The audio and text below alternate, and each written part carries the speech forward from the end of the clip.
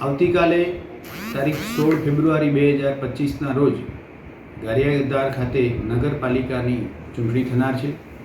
જે અનુસંધાને ગારિયાધારની નગરપાલિકાની ચૂંટણીમાં કુલ 29 મતદાન મથક ઉપર ચૂંટણી થનાર છે, જેમાંથી 5 બિલ્ડિંગ અને 13 જેટલા મતદાન મથક સેન્સિટિવની કેટેગરીમાં છે।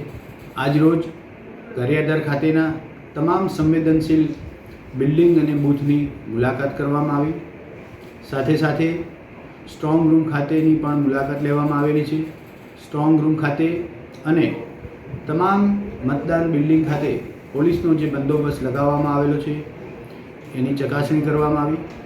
સાથે સાથે જ્યારથી ચૂંટણી જાહેર થઈ છે ત્યારથી આજ દિન સુધી સ્થાનિક પોલીસ દ્વારા લેવામાં આવેલા અટકાયતા પગલાં, બિનજામીન લાયક વોરંટની બજવણી વગેરે દિશામાં સ્થાનિક પોલીસને સાથે રાખી ચર્ચા કરવામાં આવી।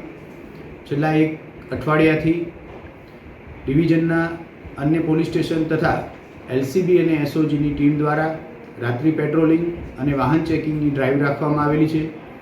આ એક વીક દરમિયાન શું કામગીરી થઈ તેની પણ ચર્ચા કરવામાં આવી।